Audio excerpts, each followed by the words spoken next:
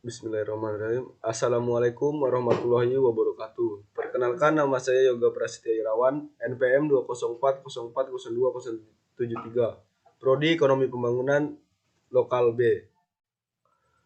Kali ini saya akan memaparkan sedikit materi tentang kelompok strategis bangsa-bangsa. Yang pertama, tahap-tahap dalam evolusi bangsa-bangsa model Rostow. Yang pertama yaitu tradisional, yaitu sumber daya melintah, tunduk dengan aturan budaya, serta prasarana terbatas dan perdagangan terbatas. Yang kedua, praindustri. Yang ketiga, lepas landas, yaitu semangat kebangsaan meningkat, infrastruktur meningkat, mobilitas meningkat, serta berdirinya industri tradisional. Yang kelima, kematangan teknologis, yaitu industri meningkat, sistem sospol modern didukung oleh leading industri atau inovasi tinggi, serta turunnya industri makanan meningkat. Yang kelima, konsumsi tinggi, di mana migrasi meningkat, penganggurannya nol, serta kesadaran jaminan sosial dan penciptaan pusat-pusat perdagangan. Kemudian tahap-tahap pembangunan kompetisi nasional menurut Porter. Yang pertama, kondisi faktor, yaitu negara-negara yang mengandalkan sumber daya alam termasuk posisi geografis, yaitu Kanada, Australia, Singapura, dan Korea Selatan. Yang kedua yaitu investasi. Investasi peralatan modal, transfer teknologi, tahap ini perlu konsensus nasional. Yang ketiga, inovasi. Inovasi dalam berbagai bidang untuk mempertahankan keberlanjutan industrialisasinya. Yang keempat, kekayaan, yaitu fokus pada pengelolaan kekayaan bangsa yang mengakibatkan kompetitifnya menurun. Karena inovasi tertekan, maka investasi menurun, persaingan menurun, motivasi individual menurun. Selanjutnya, kelompok strategis bangsa-bangsa dalam struktur kompetitif global. Yang pertama, raksasa-raksasa industri, yaitu saat studi ini dilakukan ada 6 negara, yaitu Amerika Serikat, Jerman, Prancis, Inggris, Italia, dan Jepang. Mereka memainkan peran dengan kerjasama internal. Selain kerjasama, mereka juga saling bersaing untuk kepemimpinan dunia. Yang kedua, bintang-bintang yang sedang naik.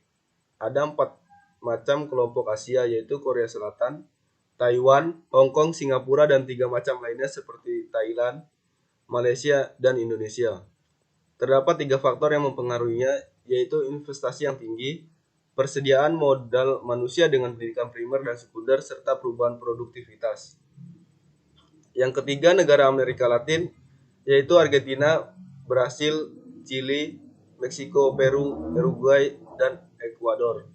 Ciri-ciri negara pada kawasan ini adalah menghadapi tinggi inflasi dan hutang luar negeri. Pada tahun 1940 sampai dengan 1950-an, mereka membiayai substitusi impornya dengan utang luar negeri. Akibat krisis minyak pada tahun 1970, baik negara tujuan ekspornya perekonomiannya turun sehingga ekspornya turun akhirnya mengalami kebangkrutan. Yang keempat, negara berpendudukan banyak, yaitu Cina dan India, di mana Cina perekonomian sistem kapitalis sementara politiknya sosialis atau komunis. Pertumbuhannya sangat tinggi, serta bisnis di zona ekonomi khusus. Pada tahun 1991, total bisnis non-publik mencapai 47% dari nilai total industri.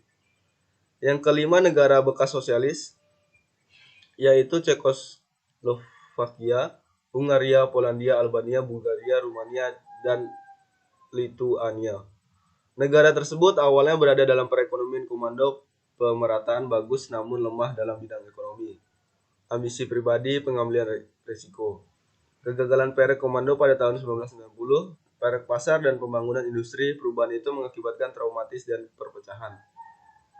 Ketiadaan visi yang koheren di negara tersebut mengakibatkan pesimisme untuk negara tersebut. Yang keenam, bangsa ceruk industri, termasuk Belgia, Belanda, Swiss, Norwegia, Swedia, dan Israel.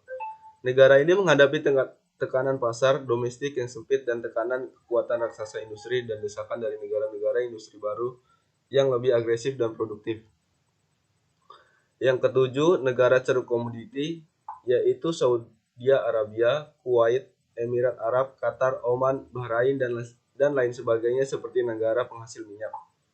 Negara tersebut dianggap telah 2 kali melukai negara importir minyak karena mendorong negara importir minyak mencari energi alternatif, serta perekonomiannya dikelola dengan basis minyak, produk turunannya naik turun. Pola permasalahannya mengalami krisis politik dan beban finansial. Yang terakhir atau yang ke-8, negara-negara subsistem, termasuk negara-negara Afrika.